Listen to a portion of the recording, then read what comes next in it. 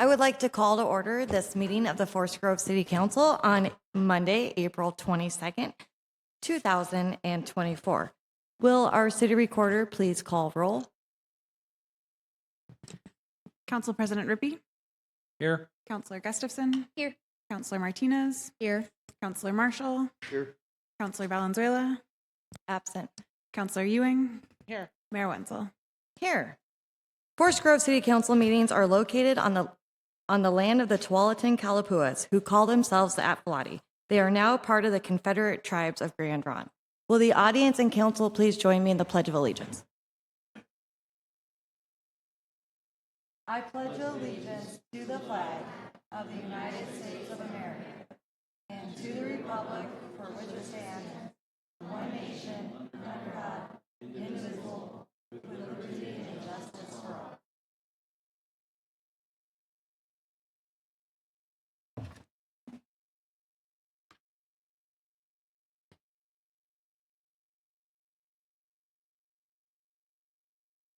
Hello. This is my favorite meeting of the year.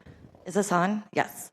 Because this is the meeting where we get to recognize our youth who did If I Were Mayor contest posters, essays, and videos. So on our screen, we have Miss Peyton Edwards, a high school student.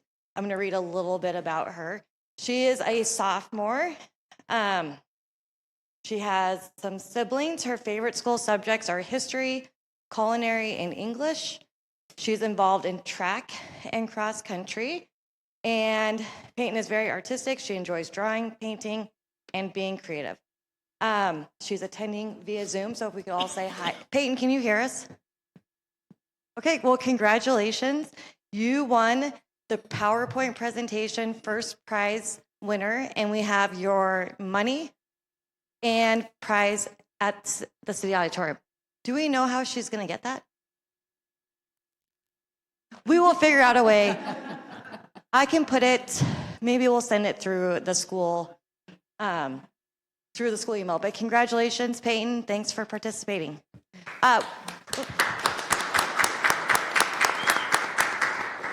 What will happen is your PowerPoint will be sent to the state, the OMA board, and they'll be judged with other entries in your category. So good luck.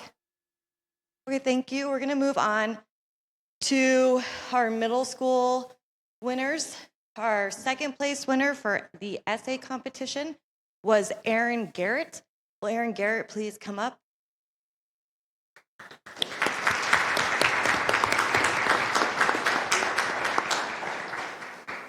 Here is your award and prize. Congratulations. In your spare time, you like to play Pokemon, and you like, which Teenage Mutant Ninja Turtle is your favorite? Leonardo, I like it. Congratulations to Aaron.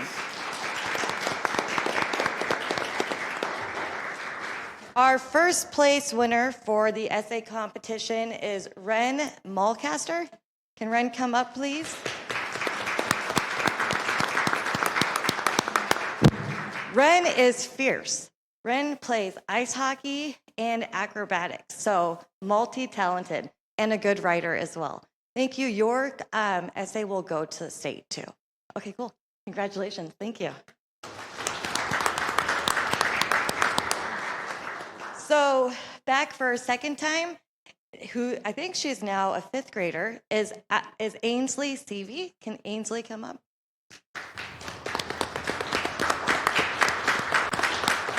Ainsley, this is her second time up here, and she leads with compassion and caring, and she's going to be a great mayor. Congratulations. You're welcome. Okay, in second place, Mr. Lincoln Ruggiero. Can you come up? Did I say your name right? So Lincoln has a poster in the little foyer area, and for every month, he has an idea of how you can celebrate and the cool things you can do in Forest Grove.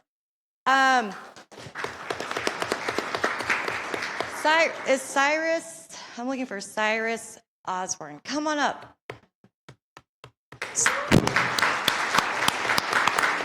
Congratulations. Okay, so Cyrus, I did my State of the City speech today, And I looked at your poster and I was like, did he write my state of the city? He has transportation, public safety, inclusion, sidewalks. He did a really good job. So check out the posters in the hallway and give a big round of applause for these young leaders. Congratulations, really good job. Yeah, you can take. Okay, we're gonna move on to proclamations. Do we want to do a group photo, Stephanie, of the winners? Okay, if we could have all the winners.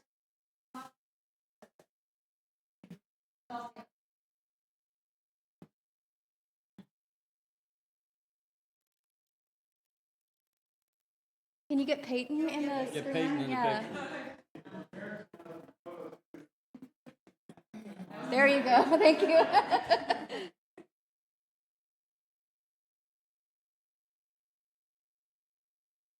You got Peyton in there, Jesse?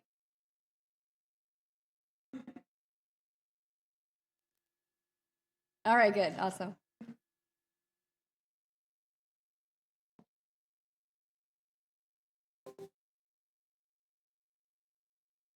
Okay, the next item on our agenda is proclamations. Yeah, if you don't want to stay for the rest of the meeting, you don't have to. I mean, it's really exciting. Lots of good stuff. Let's be real.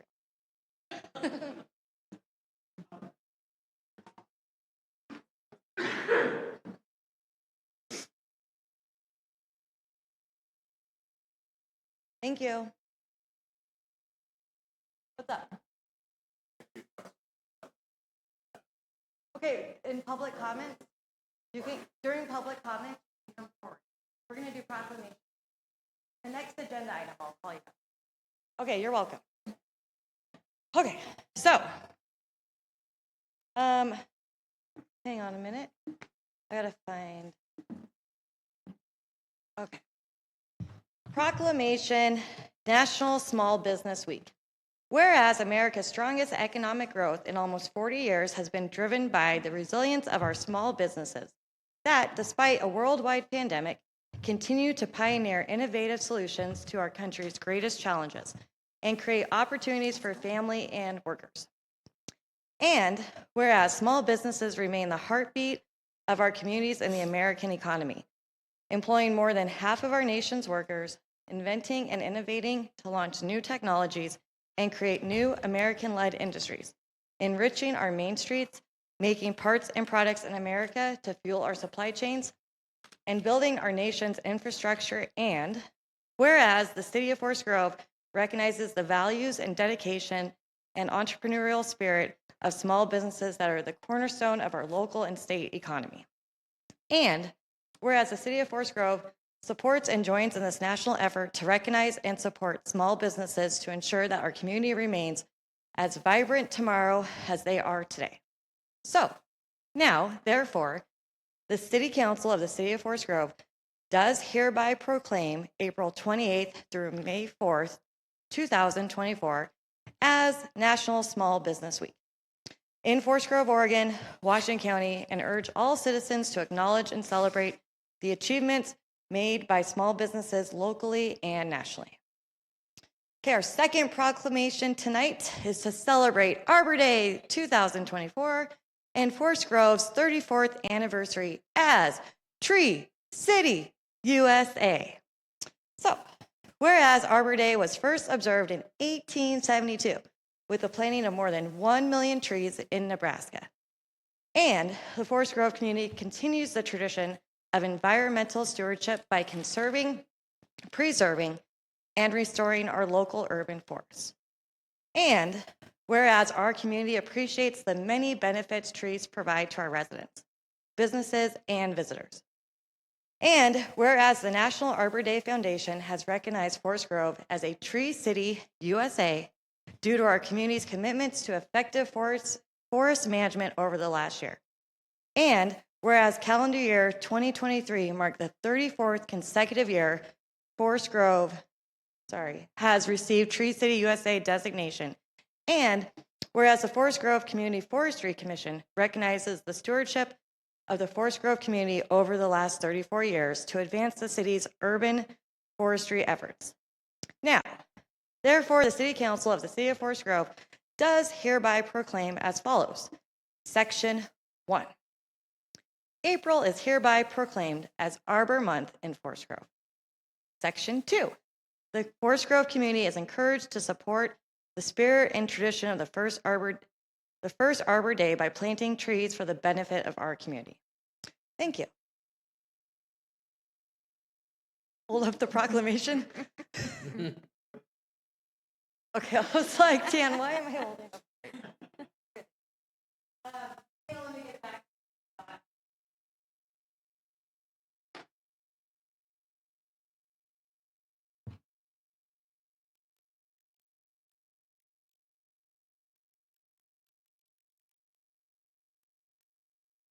Okay, so now we are ready to move on to item B on our agenda, which is public comment.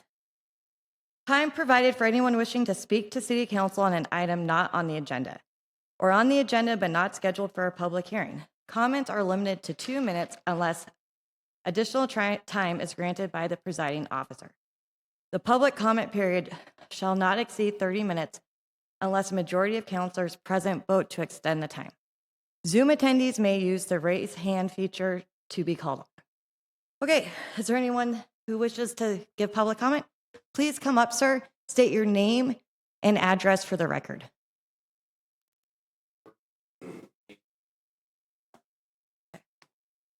Thank you. Long-time resident, retired small business owner. I've planted over 30 trees on my property. Thank you. I received a notification of a data center to be built behind my house. And my question is, first off, how was this decision made for the location of this data center, right in a neighborhood, right near the estuary, right in the wetland? These are 70-foot tall concrete buildings that are going to completely mask my view and my whole neighborhood. They spew electromagnetic energy, a great amount of heat, tremendous amount of noise, right on the flight path of the geese going into the estuary that use that field right now. Of course, my own personal interest is my property value is going to plummet. So as this goes along, I'd like to know how the neighborhood's going to be compensated for these people that are ruining the environment in my neighborhood. Who's responsible for the decision? This was listed as a proposal. I don't know how far along that proposal is. I did look into South Seattle has a data center located conveniently in the core business district. I looked up a data center in Texas across the freeway from a neighborhood. They're outraged. So, my first question is, how was the site built? And who decided to put it? So what we can do for you is if you would leave your email address, we can have staff or council follow up with you to answer your questions. But during the public comment portion, we don't typically have a conversation back and forth. So Is it a done deal? They said proposal. Is the financing arranged? Do they have the power capabilities with all the backup and everything necessary to do this? yeah, About $4 billion. I feel more comfortable having staff respond to your questions and having communication that way. And if that doesn't work out for you, then definitely call me or email me. And So you can't even tell me if it's a proposal or if it's a plan. no, I tend to not comment on land You know use. what I'm talking Yes, but I don't. We're I'm sorry, I thought this was a public It- forum so I could ask some questions. One question. Is there a timeline for this? Is it a plan or is it a proposal? And who decides? I can give you my email address and just wait for somebody to get back to me, but I tell you all right now, I want an answer.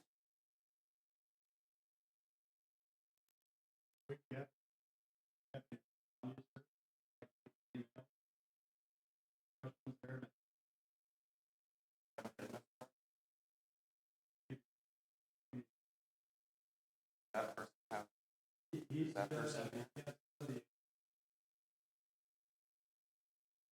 May I have that person? Do people realize what they're doing? This is just pure greed. Don't you understand? This is an environmental disaster. There's a farm over right across the street from Neil Armstrong Middle. And it's got quite a little 5-acre farm.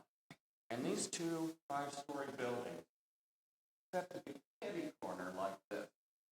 And my friend's farm will be looking at nothing but concrete wall. And we have open land forever. Put it out somewhere. Don't put it in my backyard, please. Thank you for your public comment. Any additional public comment? Anyone on Zoom who would like to give public comment? Seeing none, we'll move to item C on the agenda, which is the consent agenda. Items under the consent agenda are considered routine and will all be adopted with a single motion without separate discussion. Councilors who wish to remove an item from the consent agenda may do so prior to the motion. Any items removed will be discussed and acted upon following the approval of the remaining items. What is the wish of the council? Move to approve. The consent agenda was moved by Councilor Marshall and seconded by Councilor Ewing. All those in favor, please say aye. Aye. All those opposed, please say aye. Hearing none, the consent agenda is passed by the Forest Grove City Council in a vote of 6-0. Item D on the agenda, additions and deletions. City Manager, are there any additions or deletions? There are no additions or deletions. Thank you, Mayor. Thank you. Any additions or deletions proposed by councilors? Seeing none, we're going to move to item E on our agenda, which is presentations. The council will hold questions until the end of each presentation. A 2-minute reminder will be given to the presenter to conclude remarks. So we have our city attorney, Ms. Ashley Driscoll, who's going to present on elected officials and the use of social media. Good evening, City Council, City Attorney Ashley Driscoll. The city asked me to give the council a brief update after a recent Supreme Court decision in Linkty v. Freed. I'm going to really quickly go over some background information, get into the facts of the case, the holding, and then what we can expect from here. So this is a First Amendment case. The gist of it is it provides a new test for elected officials' use of social media. So of course, the place that we're going to start is with the First Amendment. The First Amendment prohibits governments, which is states, federal government, and city, from prohibiting free speech. The 1983 Civil Rights Act says that you can sue individuals for violating your First Amendment rights, but only if the act of that individual can be attributed to the government. So you can sue an individual for violation of your First Amendment rights so long as that individual acts on behalf of the government. So if an individual's actions are not attributable to the government, then no First Amendment violation can occur. So the question in front of the court is, when is an individual's actions attributable to the government? So getting into the facts of this case. In this case, there was a city manager, Freed, who had a Facebook page in which he posted things both about his professional life and about his personal life. His Facebook page identified him as a city manager and was public, so individuals within the community, not just those who were his friends, could access his account.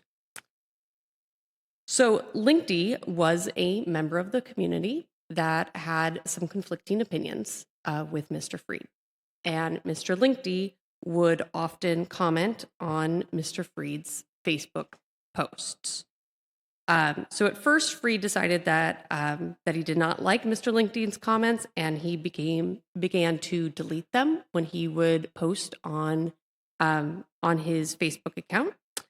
And then he went ahead and blocked him entirely from being able to comment on his Facebook account.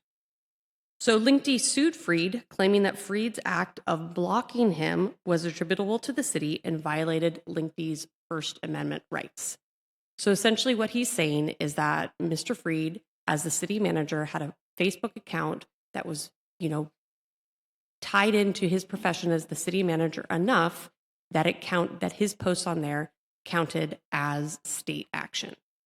So this went through the circuit courts and went up to the United States Supreme Court late last year, and we got a decision on this in March. And it actually settled a circuit split. The Ninth Circuit and I believe the Sixth Circuit also had tests about when an individual's actions were attributable to the government. And the Supreme Court provided a new test for us to apply. So when a public official prevents somebody from commenting on social media, their actions are attributable to the government when, first, the public official possessed the actual authority to speak on the government's behalf on that particular topic. So just to take that one, the person speaking has actual authority to speak on behalf of the government on that particular topic. And then second, the public official purported to have used that authority when making the social media post. So both the actual authority to do it and then use the actual authority when making the post. So breaking this down a little bit, what does it mean to possess the actual authority?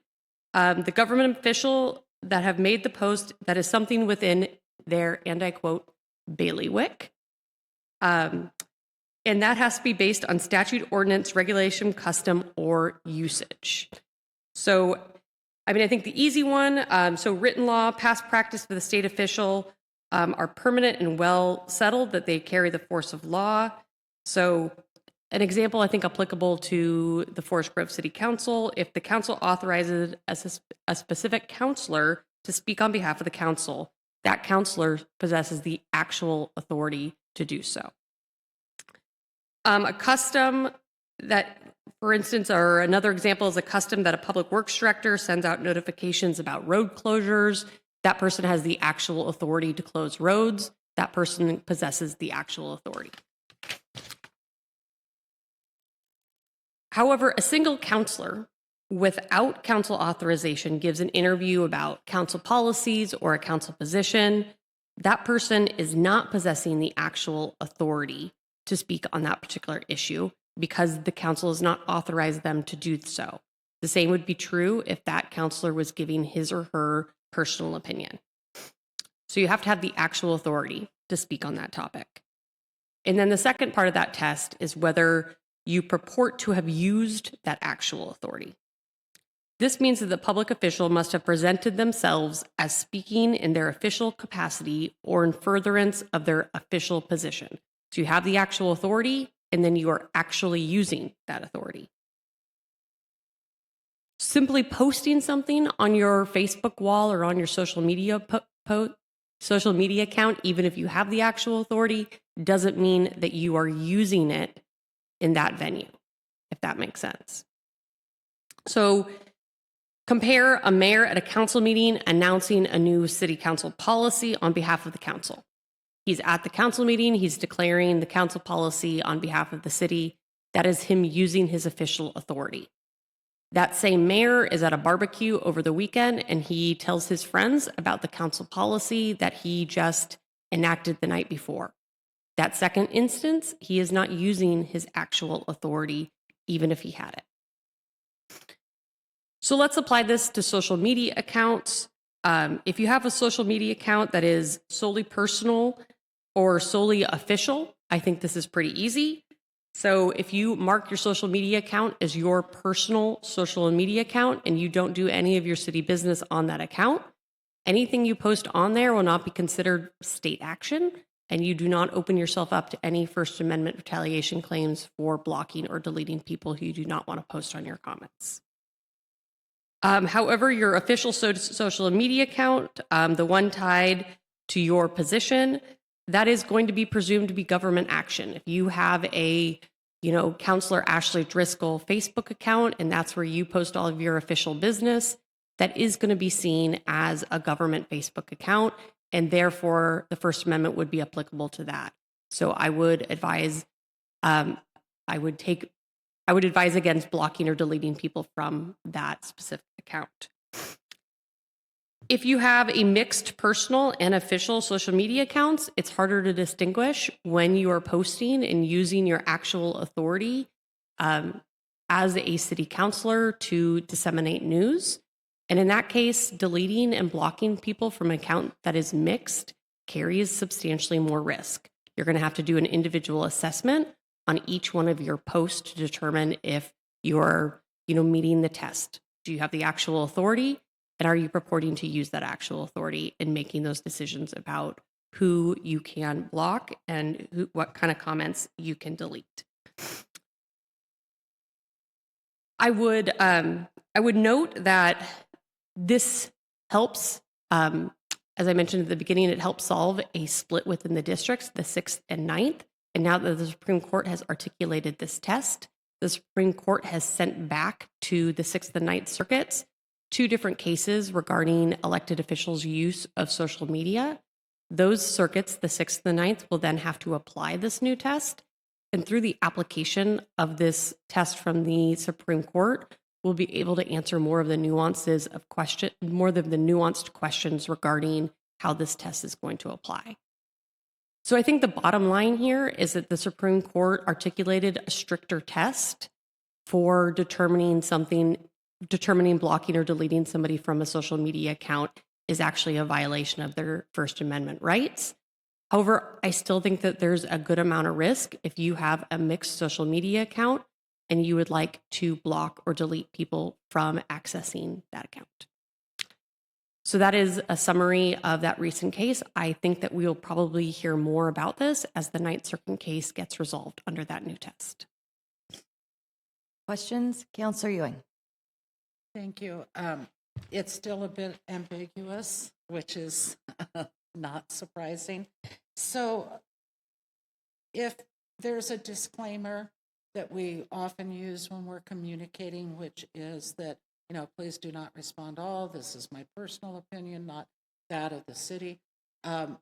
Would you advise that we continue to use that methodology in reporting out conversations or reporting out information?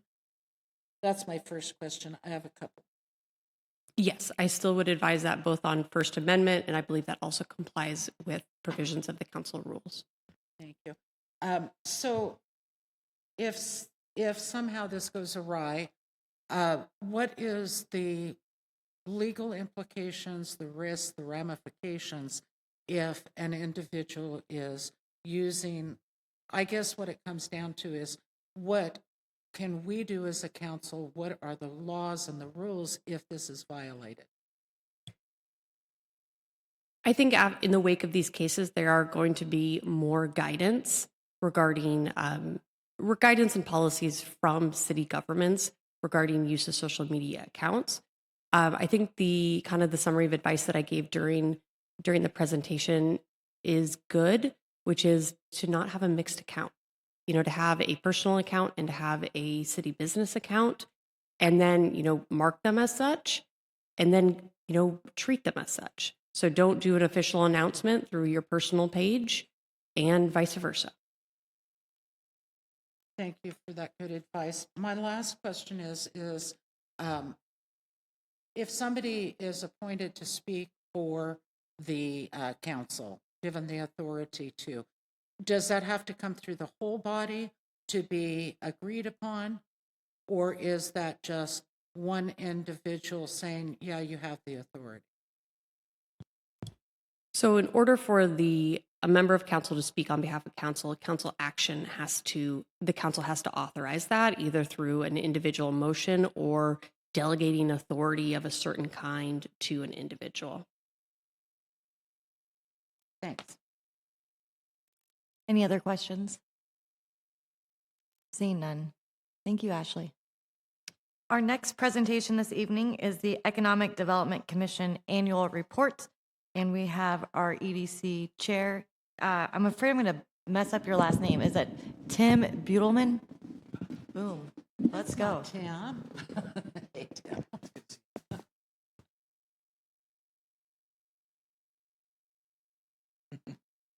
It's been a while since I've done this, so counselors, mayor, Hello. staff, thank you very much. This will be fairly brief. We all know what the purpose of the Economic Development Commission is.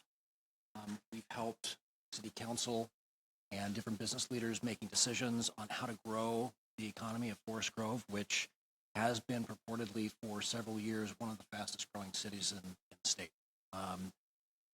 Thankfully, to a lot of efforts between Miles, his predecessors, Jeff King, the longest reigning person that I had the pleasure of working with for well over 12 years. Worked a lot with tourism, worked a lot with Washington County, a lot with different organizations to try and build Forest Grove to what it is right now. The EDC serves to make recommendations to City Council on different policies that they may or may not enact that would benefit the community and the growth of the community. A lot of the volunteer efforts, we've been charged with helping advise with the Urban Renewal Advisory, and that committee then rolled into the Economic Development Commission, which a lot of the folks at the EDC were very thrilled to do, just as a natural fit. We went over a lot of the bylaws, and we had Commissioner Treese and Senior Planner Dan Gordon. Sorry. He gave some great advice and some great knowledge to what's been going on in terms of the different transportation issues and development things that have been going on in the city. Volunteer efforts, building improvement program, the enterprise zone fee structure, and the Main Street program, which I'll give a little bit more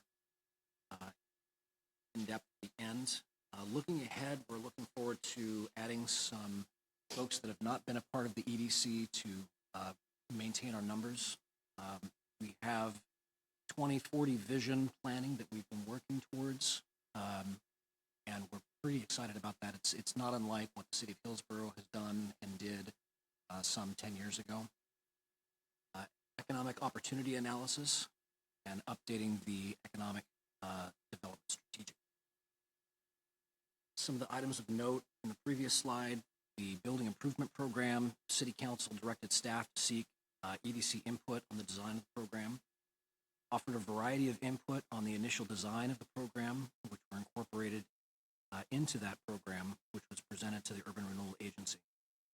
Discussed many items such as maximum funding amounts, program rollouts, and metrics that we're still constantly evaluating. And as that comes out, it's going to be kind of a moving target to where we see what impacts that has on the community, how we need to adjust accordingly. Recommend that the URA adopt a building improvement grant program. In the enterprise zone fee structure, we've worked with staff to update the 3-year enterprise zone fee from its previous rate of $200 to a percentage of the overall project cost. This change kept the program in line with surrounding communities similar to ours. Made a recommendation to change the city policy to City Council that was adopted. In the Main Street program, staff briefed the commission on that program and the city's history and its next steps. The EDCs recommended the city to pursue.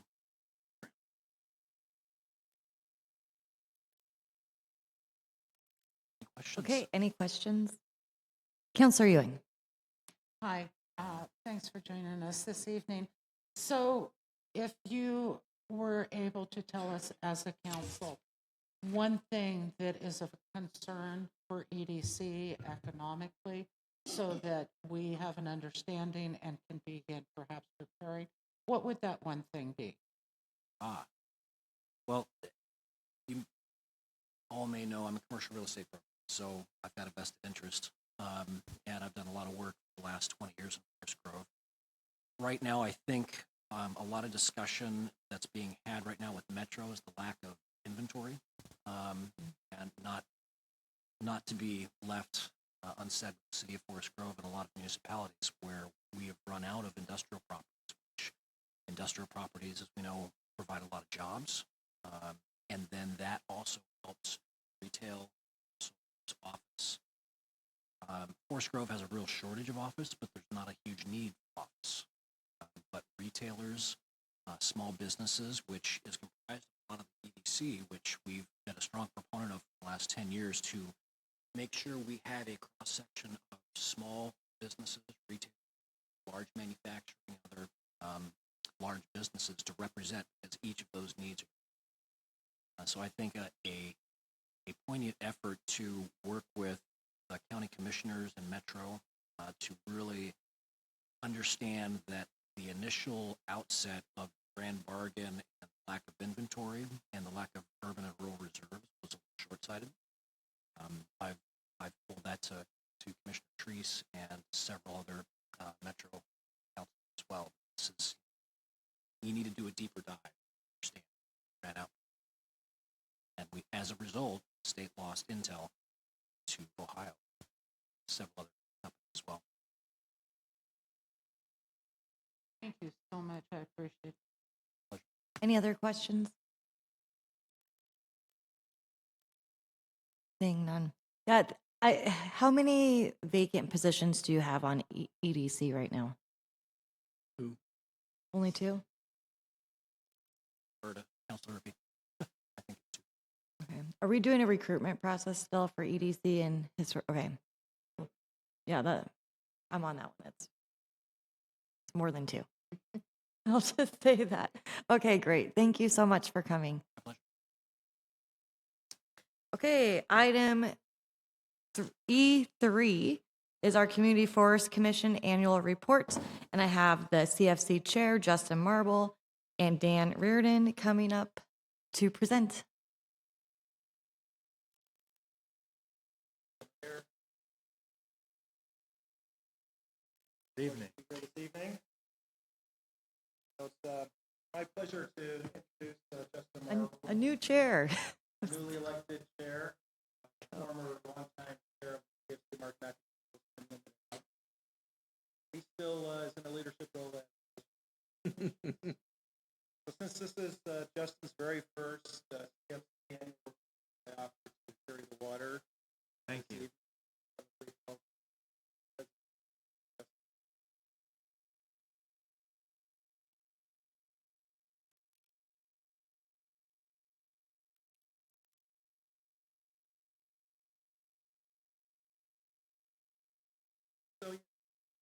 All right. The following community members have graciously volunteered their time and provided their expertise to help support the city's urban forestry effort. Myself, Justin Marble, Mark Nakajima, Vice Chair, Bruce Countryman, Sean English, who is our student liaison, Michael Howell, David Hunter, and Kathy Walden, our newest. So during 2023, we continued with our Tree City USA designation for the 34th consecutive year. We also held a tree planting event in April 2023 in Talisman Park, planting 2 trees there in the park to commemorate Arbor Month. Next slide, please. During the event, a tree was planted in honor of the late Ronald Thompson, who served as council's liaison to the CFC for many years. In early 2023, the Community Development Department directed the planting of 140 street trees in the city's new subdivisions. And in May 2023, a city council passed Ordinance 2023-03 that in part amended the development code to require tree root barriers at time of street. Okay, so another big issue that we have going on, a continual thing that we're kind of tracking and addressing is emerald ash borer. So we have been monitoring that and participating in efforts to slow the spread. Department of Agriculture has been kind of spearheading that in our area, along with Department of Forestry. And here are some pictures showing the different signs that you would see if your tree was affected with emerald ash borer. Next slide, please. 2024 work program for the Community Forestry Commission includes holding a tree planting event during April to commemorate National Arbor Day and Oregon's Arbor Month, and then to present the annual Arbor Day proclamation during tonight's City Council. That's what that was about. And the 2024 work program for the CFC includes: we are evaluating the downtown street trees to resolve problems, including lifting grates, lifting concrete, and some trees that are declining or have other reasons that they may need work or be removed. We are preparing and submitting the annual Tree City USA recertification and application for approval by the Oregon Department of Forestry and National Arbor Day Foundation. And we are going to continue to monitor the Emerald Ash Borer. Thank you, Council. Any questions? Did you guys already plant the tree this April at the park? or We no? did, yeah. Which we- park was that at? We planted at Joseph Gale Park, right Okay. next to Joseph Gale. Yeah. And we planted 2 trees, a ponderosa pine and a western red cedar, one right by the playground and then the other by one of the ball fields. Cool. And Okay. the kids were there for us. It was an excellent time. Oh, that's great. Kind of fun. Any other questions? Oh, Those 2 trees, so, excuse me, those 2 trees, one was for Ron and one was for TJ. Is that correct? Or are you planning to do one for TJ? I understood it, I'm sorry if I got it wrong, was that the 2 trees, one would be dedicated to Ron and one would be dedicated to TJ. Did I get that wrong? the year before was the tree dedicated to Ron in Talisman Park in Yeah, that was 2023. 2020. I'm unaware of the dedication to TJ. I don't think there was actually.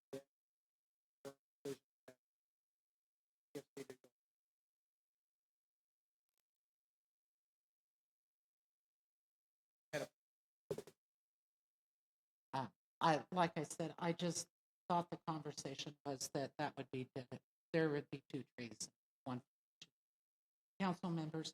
So the second question I have is on the emerald ash borer. You had some pretty good pictures of what a tree might look like if it were diseased. Is this something that we could maybe get on the website under the Forestry Commission so that more people are aware? Because isn't it better to catch it early rather than waiting for, does it move from tree to tree? And there's a lot of efforts that have already been done regarding that. In fact, mailers were sent out, I believe, what did the city do that or did ODA do that? Okay. Oregon Department of Agriculture. We just requested that anyone interested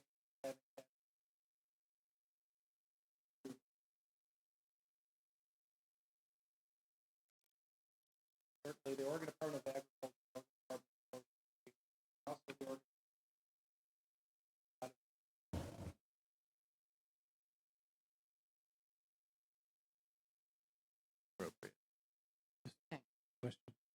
Council So, President Rippey. Several weeks ago, Councilor Valenzuela had mentioned something about students over in Cornelius Yeah, through the Centro.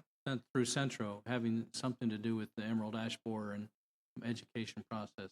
Are you aware of that? I'm unaware of that. You're not aware of that. You're not aware of that. know that the Oregon Department of Agriculture Mhm. the emerald ash borer reemerged.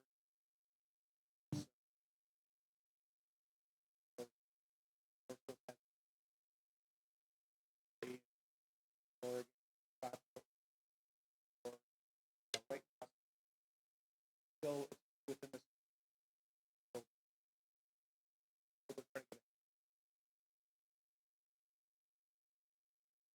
And what's the approximate number of trees that we've had removed so far in the city?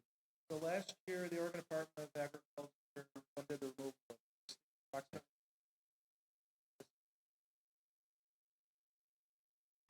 Thank you. Basically 150 or so altogether. know the they're removing the tree. Okay. They're doing it outside.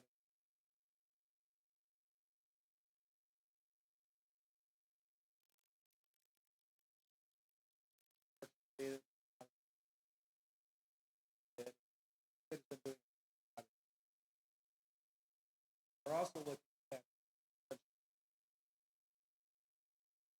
Mm-hmm. Any additional questions? Seeing none. Thanks, gentlemen. I appreciate the update. Okay, we're going to now move on to item F, which are public hearings, ordinances, and resolutions. Our first resolution is number 2024-12, approving adoption of City of Forest Grove Parks and Recreation Patron Code of Conduct Policy.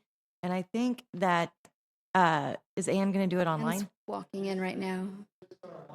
Oh, okay. I saw her online for a while and then, I saw her walk in, Yeah, but maybe she's towards the coming in. ladies or the rest. yeah, we're 15. No, that's good. Yeah, proclamation. Got us. That was amazing. Right? I love it. So I'll let you get settled, and I'll restate it's resolution 2024-12, approving the adoption of the City of Forest Grove Parks and Recreation Patron Code of Conduct Policy. And we will now hear from Ann for our staff report. Thank you. Thank you for your time this evening, Mayor and Council. Tonight's agenda item is follow-up to the April 8th work session regarding adoption and implementation of a Parks and Recreation Patron Code of Conduct Policy. At the April 8th work session, it was decided unanimously by Council that the policy be presented for adoption by resolution at this evening's meeting. Resolution 2024-12, resolution approving adoption of City of Forest Grove Parks and Recreation Patron Code of Conduct Policy has been included in your packet, as well as policy. Are there any questions for staff? We had a work session about this last meeting too. Okay, Councilor Ewing. So, Ann, I have kind of a request because for some reason, they come through me. I think it's because my husband's from there.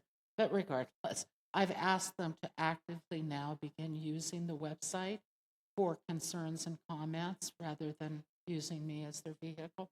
One of the things when I read it, could we possibly do a posting on your door? Because there are folks that don't have access technology-wise and those different things. Could we possibly do, when you're going to be closed, your closures a few days before that closure?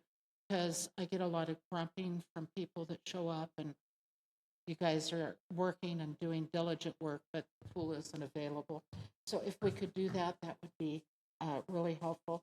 And then can we possibly discuss how to get that code of conduct out to more of our users? Because again, technology is wonderful, and I know that I got the full page from my husband, but is there a better way to get that code of conduct out so people aren't surprised?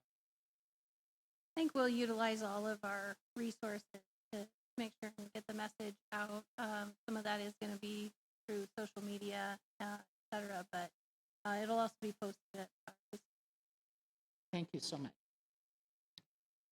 Council President Rippey. No question, Ann, but another thought would be that if somebody is paying for a membership, that policy might be included as part of their when they pay for it, so that very upfront they know what the policy is. Just a thought. Any further questions? Okay, what is the wish of the council?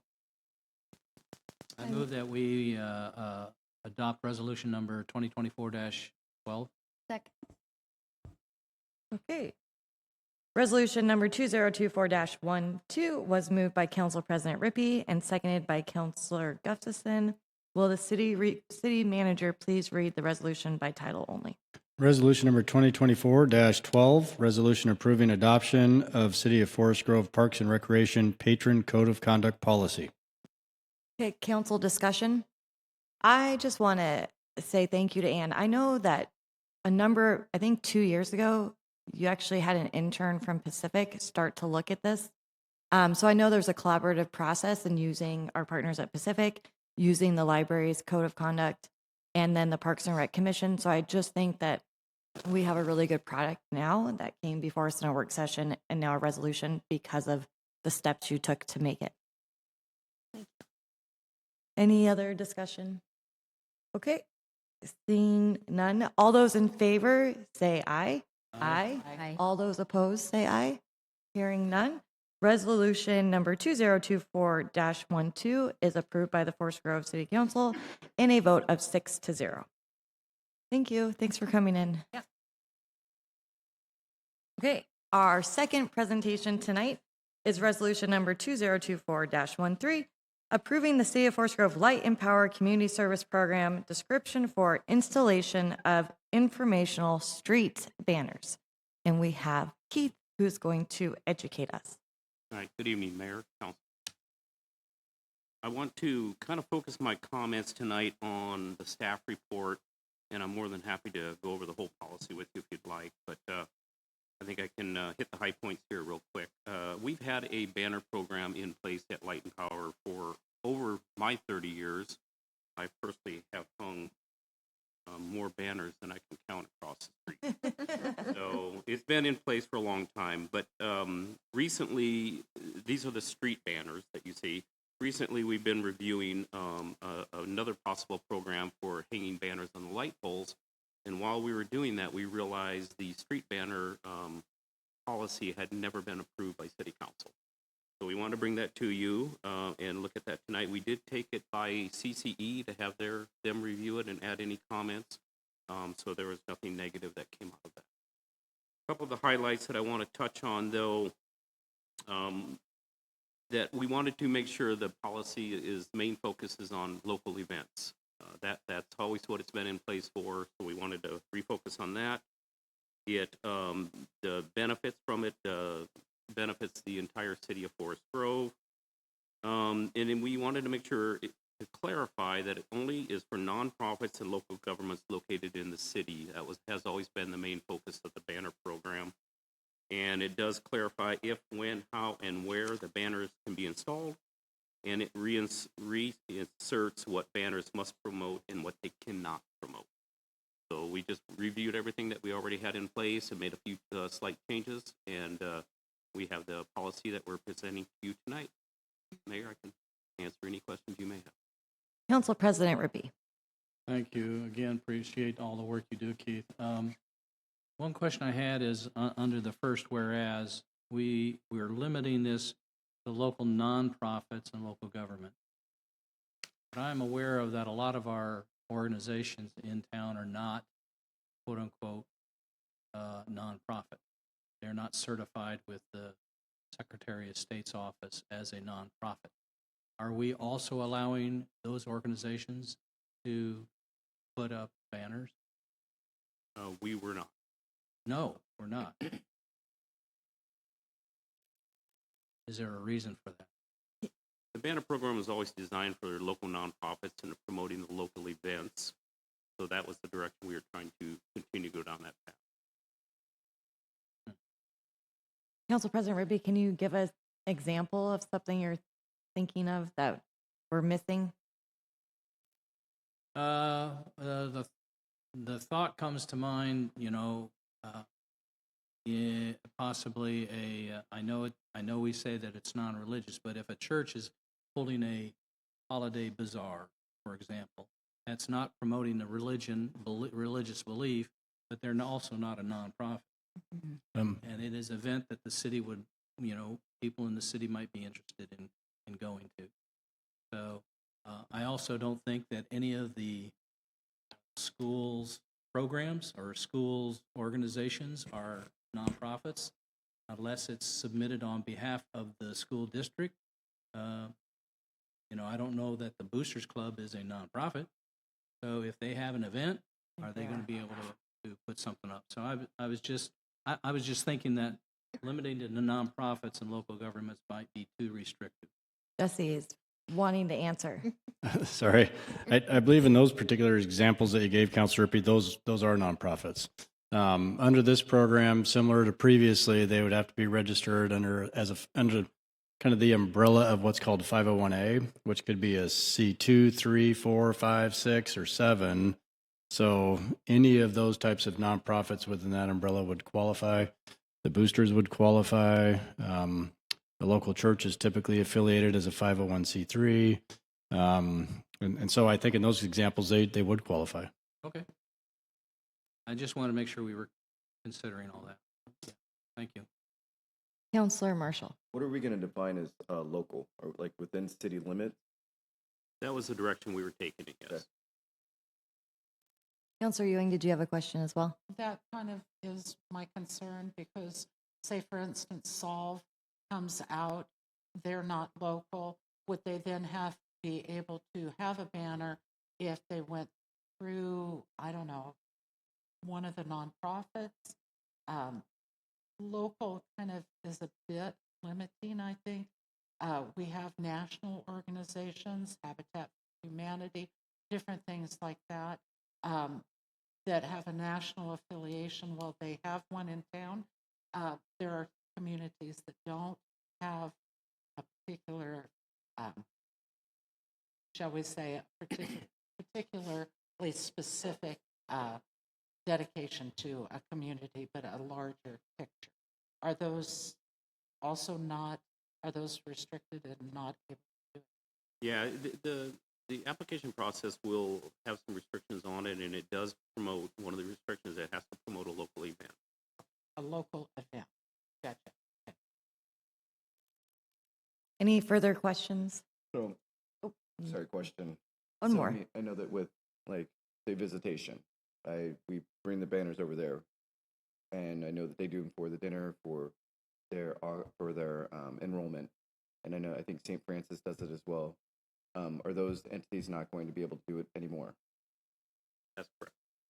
We're going to isolate it to just Forest Grove events, Forest Grove nonprofit. So I have a follow-up question. I'm assuming the intent is to make sure that it's local events and it stays local. And then there was also like a subscribing, I mean, how many people, I guess I'm just gonna ask this question. Would it be too much work to track, to make sure, to see how often there's no banners up, or like how often we're utilizing the service? Yeah, no, that's not a lot of work. We track that all the time. It's not often that there is not a banner. Yeah, I guess like my question is, switching some of these things, like I just want to see the results of this policy, if there was a huge change or not a change, or, you know what I mean? Like, so if Counselor Marshall's saying that visitation used it and now they're not going to use it, I'm just wondering if there's going to be vacant times where it's vacant, or if we're still going to have it be utilized a lot. When it happens to be a week or something where there is not an event going on, we do have backup banners that we can hang promoting other things to make sure that there's always some advertising going on. Got it. Any other questions? Wait, what is the wish of the council? I move to approve resolution number 2024-13. I second. We'll just flip it from the last. Will the city manager please read the resolution by title only? Resolution 2024-13, resolution approving the City of Forest Grove Light and Power Community Service Program description for installation of informational street banners. Sorry, I forgot to name that Councilor Gustafson moved the resolution and Council President Rippey seconded. We will now have discussion. Any discussion on this? Without trying to open a can of worms, because it seems to me that the discussion is very similar to our discussion about who can be on boards and commission. And we've tried to expand that to be more inclusive of our nearby neighbors.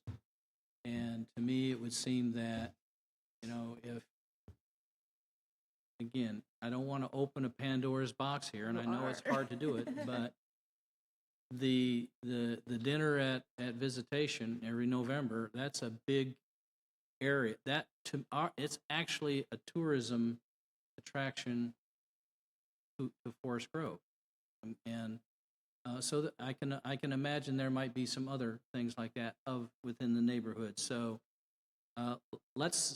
in my opinion, let's see how this works.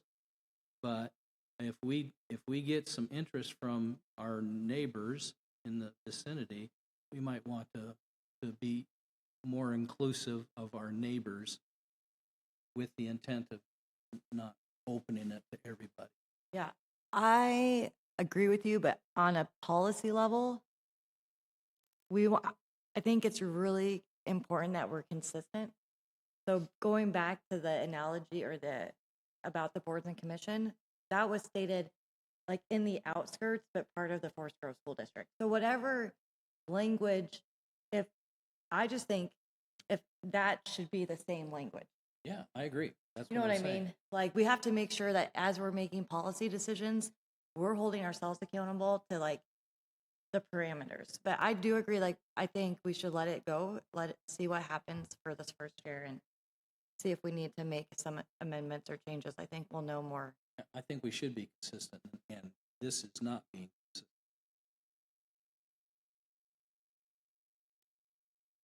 So my question I pose, if we're still in discussion.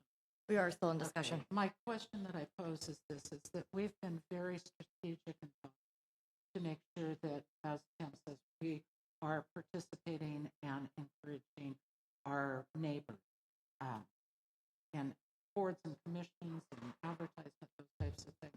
So I would really like to see that language included now, mainly because it is consistent with how we've done all of our other policies.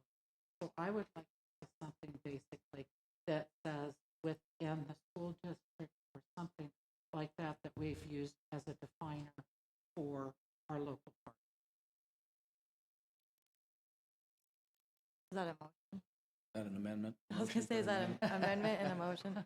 Well, Hang I on, have to Meg, say Tim brought I'd it like up, to make so. another comment to that. I don't disagree, but at the same time, I think that we need to put the importance of Forest Grove events as a priority, because as it is within Forest Grove, there's competition on getting that banner up between nonprofits within Forest Grove. You know, who's going to make the call first or whatever, especially when it's, you know, big time of the year for gatherings and events and that sort of thing. So if we're bringing in other groups, now we are doing a disservice to the tourism in Forest Grove and community in Forest Grove.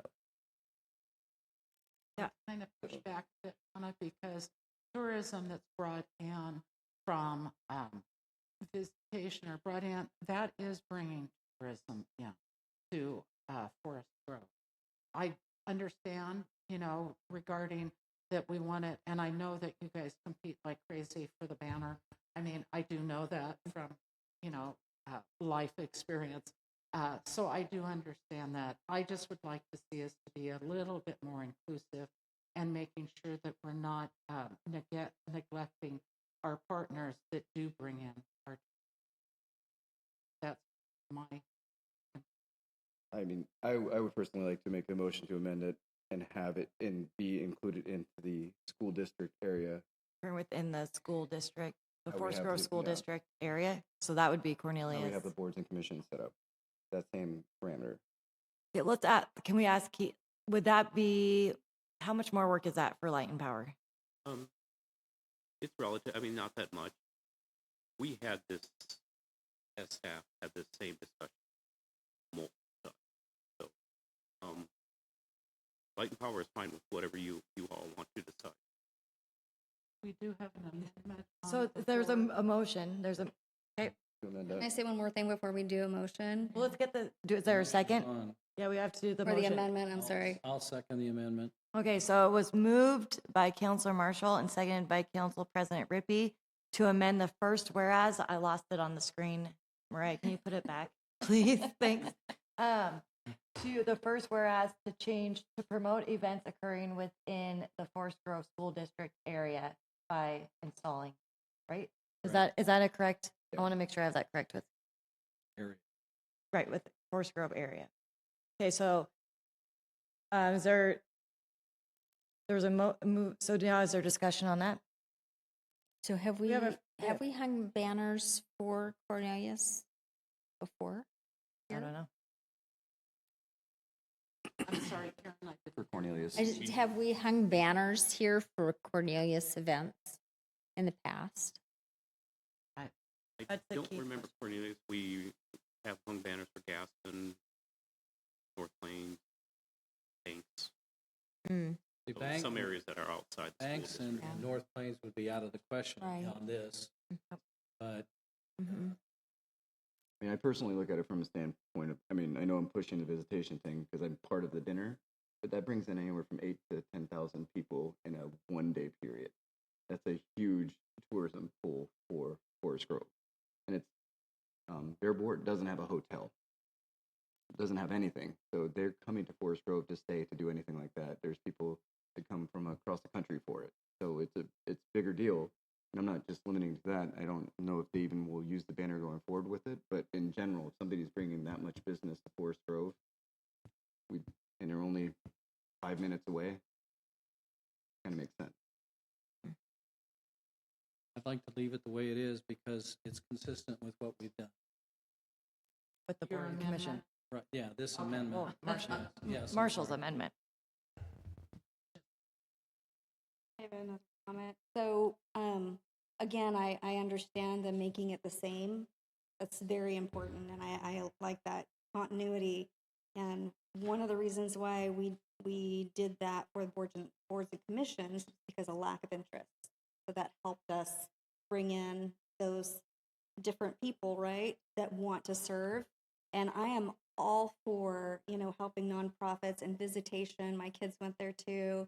And our partners, and as a matter of fact, at one time when our previous mayor was here, I mentioned allowing Cornelius to take advantage of in-city rates for Forest Grove, and absolutely not. So again, think about that, because it will take us to the next level, which I was supportive of letting Cornelius, have city rates. But this, it becomes more and more and more.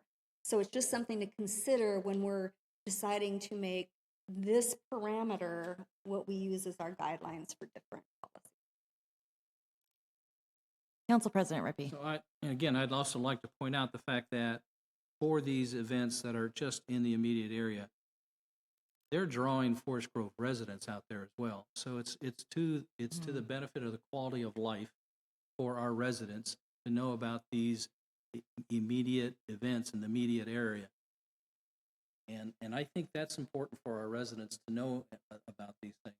Not everybody is going to be driving down Martin or those roads out there to see the road signs about things, or see road signs about anything to do with Dilly or Gales Creek for that matter. So I think them having the ability to put something here to attract our residents out to their events is important. Mm-hmm. Further discussion? Let's vote. One more discussion. I don't know. Sorry, I'm confused about process, but This is just on the amendment right now. We're just so if we discussing were the going amendment. to request an amendment to the amendment, We have to vote on this first, okay, and then we will got it. one step at a time, just Just for a my little just tweak. for Okay. my ease of doing this. Okay, Can I ask a question? of course. So is visitation part of the Forest Grove School District? It's not, is it? The schools around it, so that would be within that area. And as of right now, I don't even think that they use that banner for the sausage dinner. Oh, I'm just saying in general Just that there one. would be something I that don't would know. be in I that just school wondered. district. The kids around that area do go to that school. Uh-huh. There's a cutoff line for Banks is on the outside of that area. I think they It use is the within food the boundary. services in Forest Grove, Is it? though. I think the cafeteria, they used to use the food services. They don't anymore. They They do don't their now. on site. Okay, further discussion on the amendment. I think, did you have something, Jesse, that I didn't hear? I was just going to confirm that it is within the school district boundary. Okay, can we do a roll call vote on the amendment? 'Cause Can wanna I keep get it clarification on who seconded the amendment? Yeah, Council President Rippey. Do you want? Just clarification on who seconded the amendment, which was you, and I was just clarifying sorry. that. So now we're Okay. going to take a roll call vote on the amendment. Counselor Gustafson? Yes. Council President Rippey? Yes. Counselor Martinez? Yes. Counselor Marshall? Yes. Counselor Ewing? Yeah. Mayor Wenzel? Yes, the amendments for the first whereas changing the city of Forest Grove to the Forest Grove School District area is approved by the Forest Grove City Council in a vote of 6-0. We will now continue with discussion. Is there any additional amendments or discussion? Counselor Gustafson. Is there any interest in prioritizing Forest Grove event?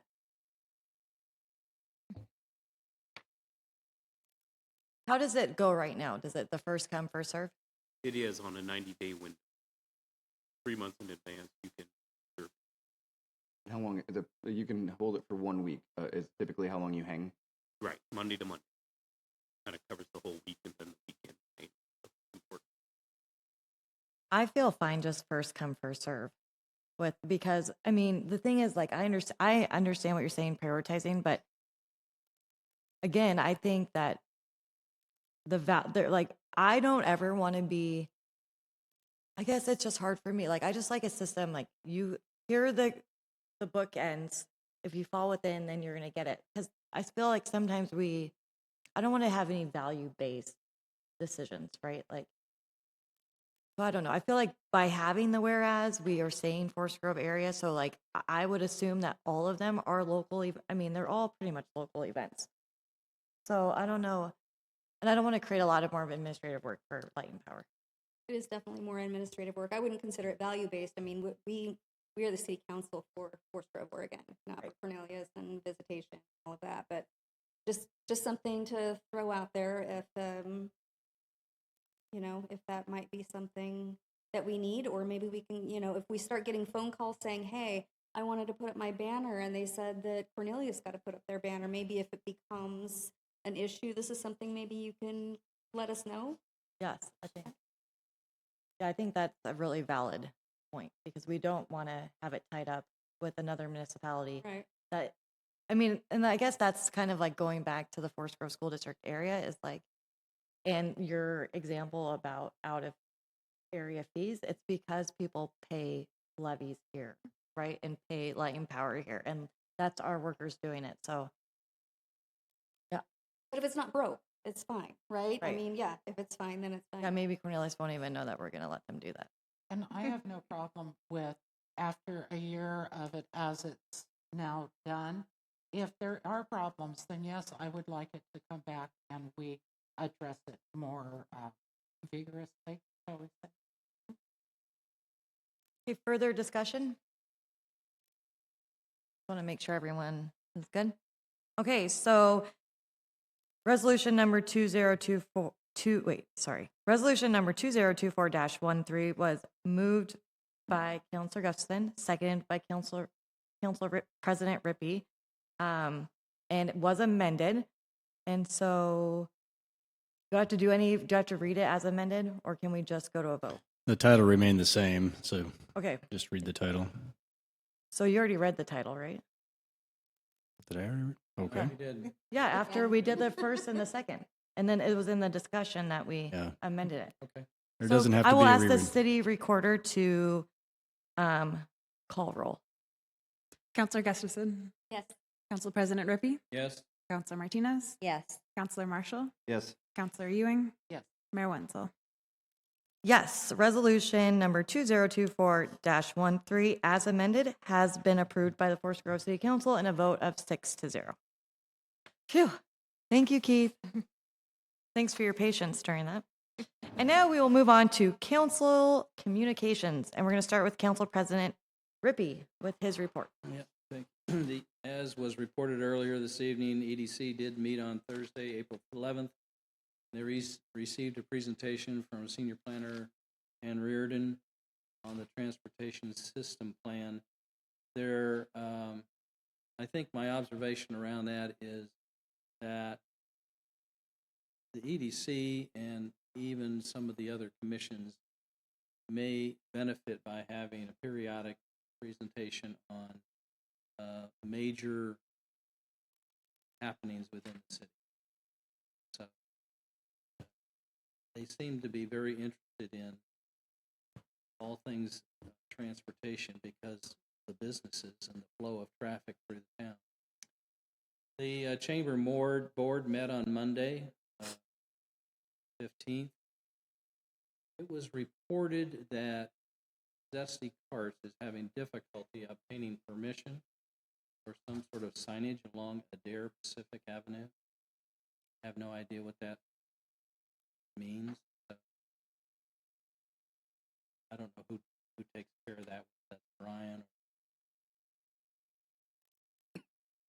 There will be a spring wine walk in downtown Forest Grove on Saturday, May 4th from 1 to 5.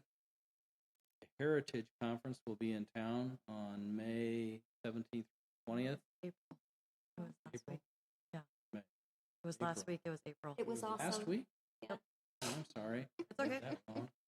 It happens. Don't worry. And the Chambers Board's annual retreat will be held at Cornelius Library on June 5th, 8:30. I will not be What was? Can you say that again? on June 5th at 8:30. Is the chamber retreat? The Chambers retreat. Yeah.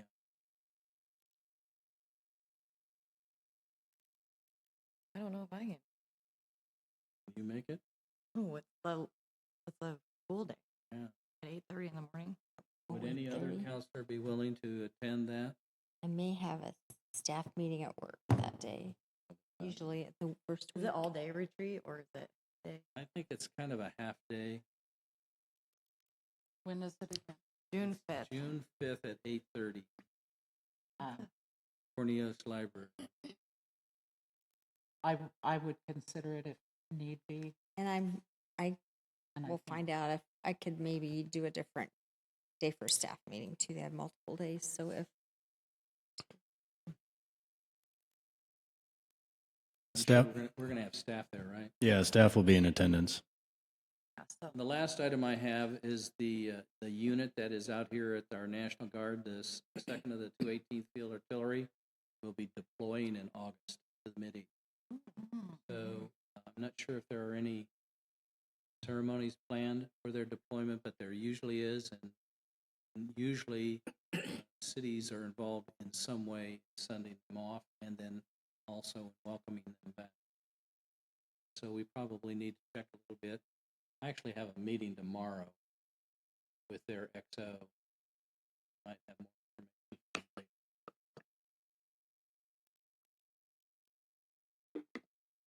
They actually did reach out to talk about a proclamation, so I'm in contact with some of the people who are sending them off too, and I'll let you know when I have more information. Okay, great. Okay, thank you, Council President Rippey. Councilor Gustafson. Okay, I don't have much. So Public Arts Commission, the Festival of the Arts will be starting on May 1st. That is the first Wednesday market. So it will be 4 months of this, the first Wednesday of the next 4 months. They have a brochure out with all of the different art items, art events, because there's going to be, it's all different kinds of arts, right? It's not just still art. So you can look up on Adelante's website or the library website, and you should be able to find out information. The Seven Generations and Guardians of the Grove art installation. They will reach out, Madam Mayor, when they have the unveiling all figured out so that you can come on out and participate. So that's really exciting. And they also filled out a request form for a subcommittee. So this will be the first one. So we'll all try to bump through it together. But it's pretty straightforward, so that'll probably be at the next meeting. That's all I got. Cool, thank you. Councilor Marshall. All right. And so met with forestry on the 17th, which they basically went over everything that we went over. They also will be buttoning up what they're going to propose for the Main Street trees, the removal, and they're probably going to be asking for our opinion on that, which way to go. Also, that same exact day had the Parks and Rec meeting. We went over Hazel Sills' starting demo now. One cool thing they're going to have for the FG Loop and Kyle project, they'll have a booth at the market to get community input, starting up there. Fee plan meeting with staff and 100% to start soon, or some more to it, sorry. The merry-go-round is back up and working at Anna and Abby's yard. Good. What was the other one? Slides are up and finished. There's going to be a new diving board that's coming to the pool by the end of July. Yeah, and then didn't have much information on this. I couldn't grab that, but it was the school district received some funds for summer programming from grade 5 to 12. As an add-on, we'll be working with the Parks and Rec department for that. And then, like they said, with the Arbor Day planning, with the tree planting, they had 4 classes came out from Joseph Gale. So it was a kind of a collab with Parks and Rec and Forestry because they were all there, and they did say that they had a handful of kids come out and they were asking a lot of questions, and it was a lot of fun for them. So, and a turf field is going into Cornelius by Adair, so they're starting on that as well. And they will be going over annual volunteer awards. Be voting on that type of stuff soon. That's all I Cool. have. Thank you. Councilor Martinez. I don't have anything. I didn't have any meetings with committees this last 2 weeks. So. Thank you. Councilor Ewing. So a couple of things. Let me get back to my notes there. So there's a new term that's being applied to DEI, and I don't know if you guys are familiar, but it is now being used nationwide, and that is DEIA, and A being accessibility. So I would hope that we'd have that discussion and to decide whether we, as a council philosophically, want to include that and what that would constitute, what kind of work from staff to make that change, and how it will impact the city financially as well as, as quality of life. Also, I had a request, and I'm going to pose this to Jesse, that I had a request from a couple of community members who are taking classes at Valley Arts, and those classes are sometimes 3 to 4 hours. They're worried because what they were told, I won't name names because it wasn't a staff person. Anyway, what they were told was that, oh, just park there, they won't ticket you. So I want to know, do we need to have a discussion because these guys don't want to break the law? Do we need to begin having a discussion about a parking permit for those who are taking classes at a local business? I don't know what that would entail, but I'm putting it forward to see how we want to handle that. I really don't hope that we don't set our community members up for being ticketed if they're taking and availing of classes. Can I ask a quick question? Is the parking lot behind Valley Art, isn't that It's 4 hours? full all the time. But that would go back to the. I would believe that would go back to then Pacific students would be able to park there at any time because they're taking a was class gonna at say, school. and It our it's parking for lot as behind far as Local business class. it, Yeah, I'm not I mean, talking it would about. be. I mean, it would. Still, yeah. It's still. That's what I'm saying. Slippery. We need to Yeah, have it's very some slippery. conversation. Well, we're looking at the parking lot, like identifying parking lot. I mean, right, like that was, I feel like we had this conversation about directing people where to park, like having more parking lots that were 4 hours in the downtown core, naming them. Like, didn't we have a work session about some of this stuff? And where are we at with that? That was like a couple, maybe 3 years ago. I know, but that's so why it I'm got like, lost. where are It we at got with that? lost. My opinion around this is that Valley Art, the onus is on Valley Art. If they say that to a client or a patron, and the patron gets the ticket, the patron takes the ticket to Valley Art and say, you reimbursed me because you told me that I wasn't going to get a ticket.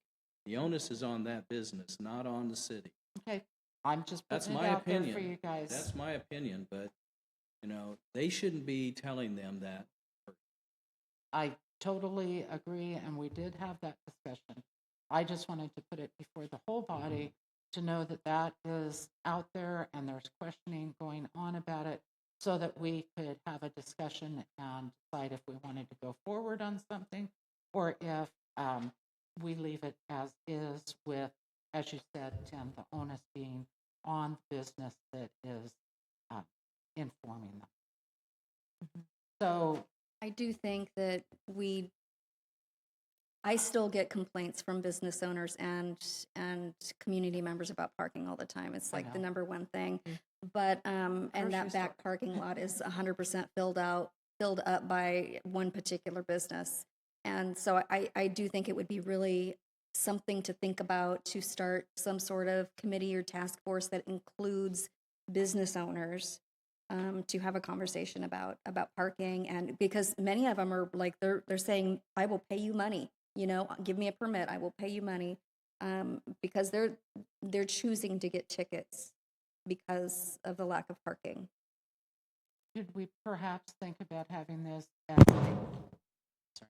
as having this as a further discussion, since, as you said, it was like 3 years ago we kind of began it and it got lost, I think, in the pandemic or however it got lost. Could we possibly consider that as a council to have a further discussion on this at a later date? Yeah, I think the discussion we had on parking was related to the Festival Street. Yeah. We probably need to have a separate discussion just on parking. Current Because I'm hearing the opposite. I'm hearing from business owners that they know. want it to be 15-minute parking. Yeah, So that people just come in and pick up and that kind of thing. So understand. I get it. It's that catch-22 of like giving it longer for some and then shorter for some. That's Like, why I'd like us to maybe Yeah. as a whole body have that discussion. Could we, could I then ask staff to, at some point, put up on our docket for a deeper discussion about how we want to work on parking in the downtown or permit parking? Now that I've stirred that up. And I have a question too. Do we have a mapping showing the hours where different parking? We do. Okay, great. That Yeah. would be helpful That's too. kind Yeah. of where the crux comes. The next thing I did want to announce was that there was a huge conference back east. I wasn't able to attend, but one of my friends was. That's where the DEIA came from. But I want to do a shout out for Tualatin Habitat for Humanity. There were 50 states that were represented at this conference. It was massive. And Habitat Quality was called out as being the biggest repair builder in the nation. Wow. That's our little West That's Tualatin. amazing. And I want to pass that forward because, wow. That's you really guys, cool. Wow. That is really saying something about that little engine that can. Forest Grove Senior Center had their retreat on Saturday. I did not attend. I was asked, but I did not attend. I wanted them to be able to speak freely. And sometimes, as you all know, I get talkative. And so I wanted them to have time to really speak freely and without counsel in the room during their retreat. I believe that, Tim, you were in as a board member, so if there were anything of critical nature, I will find out at my next meeting. Also, I wanted to mention that they're working on the Celebrate Forest Grove event, and they have selected October 19th for the event, and they are just now forming their committee to work on that, get action items. I guess they've already gone crazy and started doing auction. Is that what used to be the mayor's? So October 19th? October 19th, and it starts at 5:30 for greetings, looking at auction items, and I believe refreshment, and then it goes into presentation dinner. Let's see. They're working on the bathroom upgrades. They've had some problems there with equipment, and I think one of the grab bars was pulled out, and so the city is working with them on those upgrades and how to do that. They also have added 2 changing stations for baby changing stations for each bathroom, and I'd like to do a shout out to the Rotary Club who donated those changing stations. Thank you so much for your work on that. Also, YMCA has, as of the end of March, pulled their contract from the senior center. Just a difference in philosophy, a difference in just a difference in what they want to do going YMCA. So that contract is done as of the end of March. CCE we had discussed some past concerns, and so they feel like they're getting a rebirth and they're starting over, but they did want to bring a couple of these out. One was that they really feel that they want more guidance, which is fine, on engagement, how to do that. So I've talked with Stephanie and worked with her, and we're going to begin doing an engagement 101 so that they can understand really a larger concept of how to engage the community. Let's see. They want to know, is there any key concerns or key topics that we know of as a council that are going to be an issue or going to be of a concern that they could possibly work on and get up on our goal planning for the coming year. So if anybody wants to add that, I know that Melinda, you'd mentioned that you'd like them perhaps doing a governance 101. So I have put that forward to them. But I would like to mention that this little team did a tremendous job. They do actually have a governance 101 package that we really aren't as familiar with as we probably could be, but they're going to be bringing that back in front of the whole team. We're going to upgrade it. We're going to look at it and make sure that it's meeting the objectives, things that are put forward for them. And then I'm hoping to have that presented then to the council going. They also want to do what they call a board and commission buddy. So they feel that one of the problems is that all of the boards and commissions do phenomenal work and they don't know what one another is. We've heard this many times. The dinner is a great place, but that really doesn't get that camaraderie and partnership between the boards. So what they're thinking is designating one of their members to be a board and commission buddy and actually attend a couple of the different boards and commissions and get to know them as well as get to know us and what we're working on and what we're capable of perhaps supporting. I think that that's kind of it. Just the highlight on that is pretty much, that's it for me. Thanks. Okay, great. Thank you, Counselor. Jesse, City Manager report. Thank you, Mayor. Just a few items. First, a shout out to Keith, sitting in the back from Light and Power. Keith has been working with Pacific University. There's an area at Lincoln Park that is not very well lit between the softball field and then the football field to the south. We've had several concerns about that particular area, particularly in the nighttime. So Keith has been working with Pacific to install some light poles and some lights in that particular area. We have some things on order. We're expecting that project to be complete likely in late summer when there is no use on the fields and we can get in there when there's no conflict. So thanks to Keith for working with Pacific on that. Friendly reminder, we have budget committee meeting on April 29th, 6 p.m. This meeting will focus on the general fund and some of our non-enterprise accounts. And then last, shout out to Greg Robertson, our Public Works Director. Greg submitted for a Safe Routes to School grant for Mountain View Lane. If you recall, we had applied for a Safe Routes to School grant for this particular area several years ago. However, the project cost far surpassed what the grant amount was due to some complications with the railroad.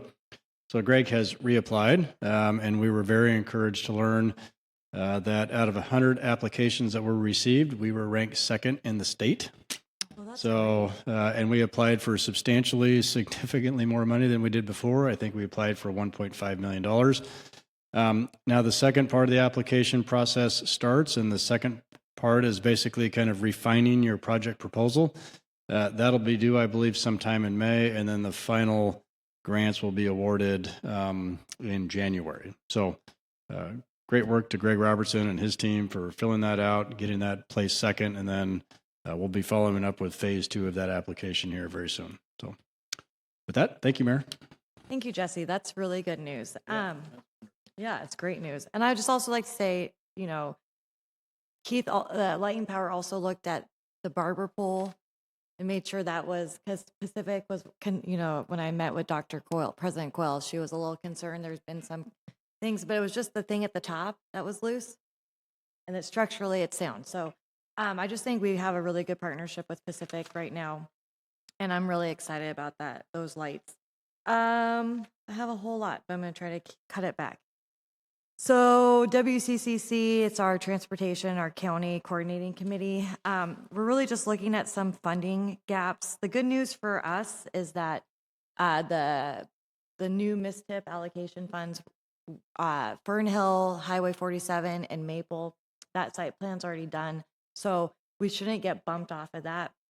It's just going to be a question of what happens with the county's budget and how they view the WCCC as more of an advisory committee instead of taking our recommendations. There's been a little bit of concern about that lately. Then I went to the Washington County Chair plus Mayor meeting and got a presentation from the Sheriff's Department and Behavioral Health and about the Oregon Drug Intervention Plan, and that goes with the Measure 110 reform. So they're talking about behavioral, like deflection instead of jail, and what that means for our local police. And they're just going to really try to roll that out. So we'll see how that. And then Chair Harrington has a budget message on on April 29th. The county budget's going to be presented on May 13th, a question and answer budget. And then I think that's when I can, if you guys have any questions for me about the county's budget, or if you look at it, I will have a meeting with her on May 13th and I can ask her questions. I think the concerns for cities right now are MISTIP funding and library funding. I think that they're looking at changing how they've done that in the past. And so we have to be diligent in saying that used to be the 4 things the county funded, and we really need those things funded. Do you happen to know at this time, Melinda, whether or not they have been able to rectify the bankruptcy that they were, or the lack of funds that they were talking about last year? Do we know anything at this point? No. I mean, we know that they're still in a deficit, so that's what we know. We don't know. I mean, they don't even have a capital improvement like plan. I mean, there's some things the county doesn't have with their budget that, you know, I'm like, what do you mean you don't have that? So I think they're trying to build those things out currently. I'll have more information later. Can we find out who has, I know that we don't have a huge homeless issue right now, but can we find out who the county is contracting with for homeless outreach? That's a Jesse. Do we know who has county contract homeless outreach? I believe it's still the Forest Grove Foundation for this area. Are you talking here or Washington County? No, here. Okay. Yeah. I was gonna. There's several contracts with several contracts with several providers contracted with the county. I believe the Forest Grove Foundation still has this geographic area. Just a couple things. I did attend Pacific's Luau last week, Saturday, and that was great. Next Saturday, Pacific University is hosting their very first powwow. So if you could make it to that, that would be amazing.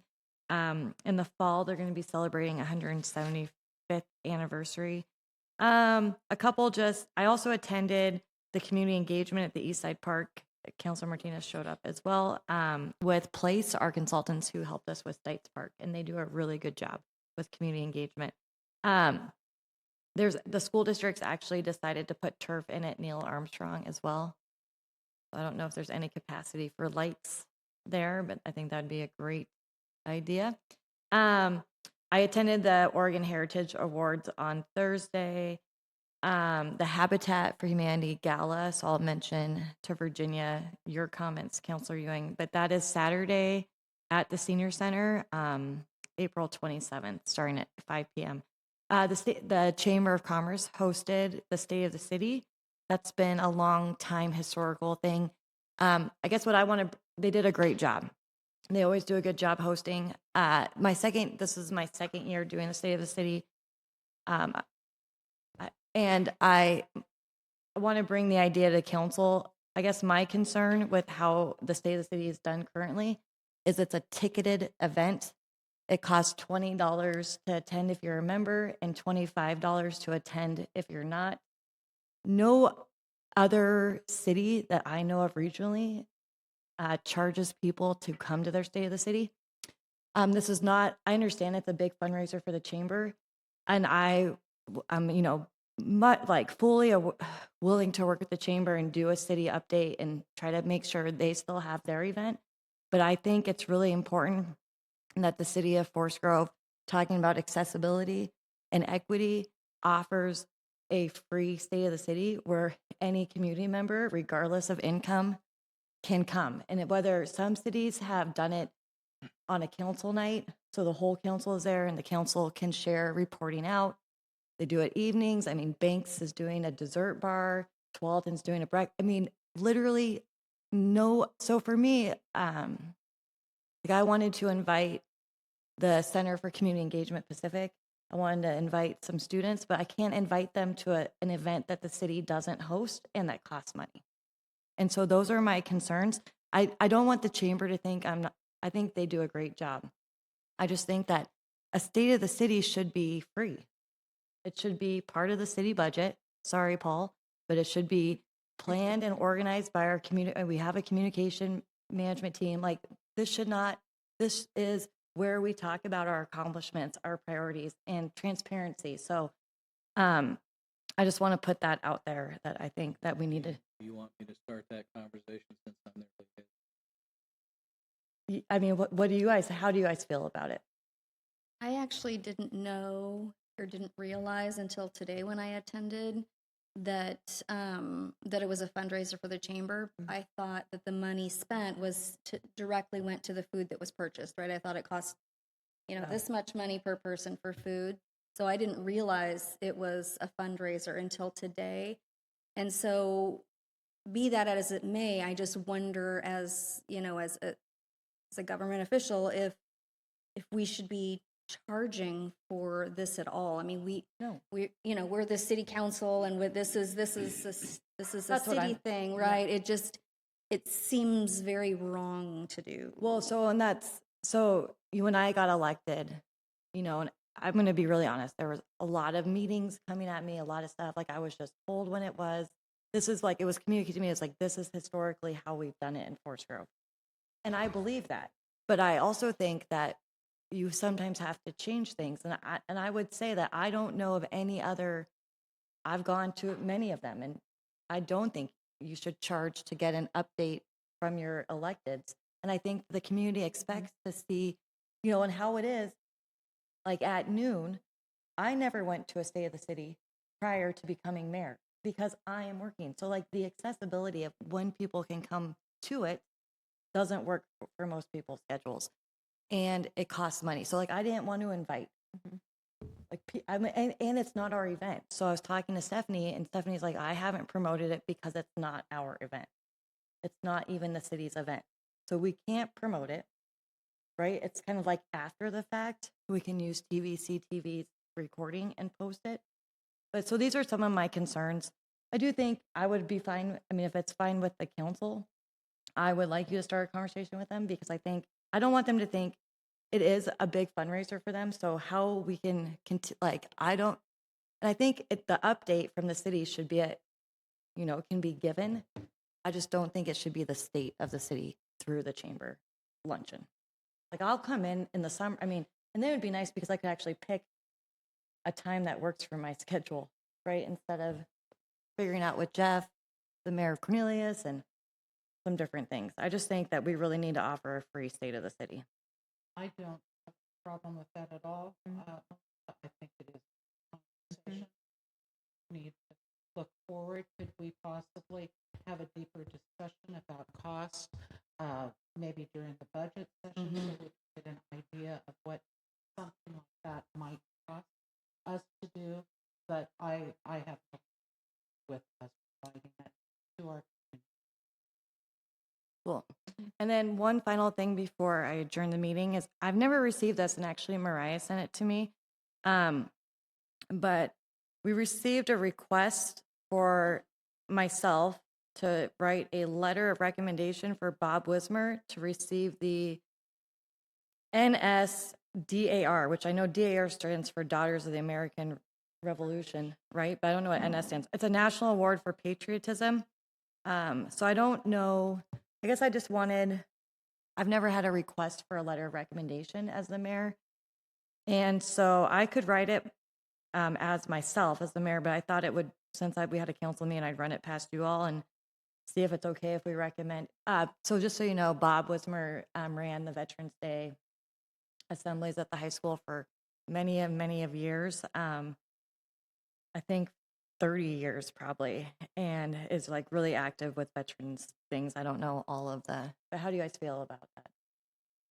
A letter of recommendation. I think it opens the door. I would like us to have a deeper conversation about what recommendations and have some sort of thought about not just the who, but what are we willing to take. So I would rather that we actually have a conversation as a body about what that would look like.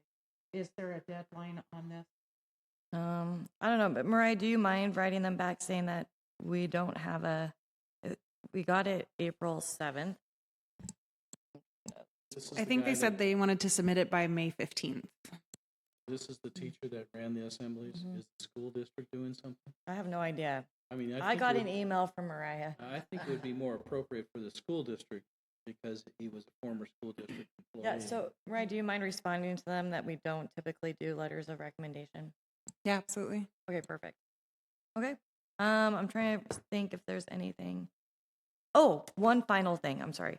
We had the joint work session with, right, City of Cornelius, School District, Pacific. What we're thinking of we're going to do right now, and all the other organizations have agreed, is to hire a facilitator to drive work, to kind of like organize us and bring the entities together to do an inventory, collaborate. The concern from and Jesse, you can speak at any point, but the concern was if we didn't bring an outside entity in to facilitate the discussion, like we were afraid that it would just kind of spin. Yeah. And, Ann doesn't have, and I know that our staff doesn't have the capacity to add more things on. I heard that from the school district at my table. So each group will pay a quarter of the fee of the consultant. So we just need to have that added into our budget. Yep. So we're proposing that at the budget meeting, but I wanted to give you guys a heads up on that's where that's coming from, is so hopefully we can get things out of it. This is the same thing we do with the fire district discussion. You have an outside entity that's nonpartisan and facilitate the discussion. So it goes someplace. Perfect. Fine with me, as long as we have the funds to do it. I'm more than anything, it's good to have these joint sessions, but we have to do something concrete. We haven't ever gotten there. Exactly. So we need to. Yeah, we need else we need to stop.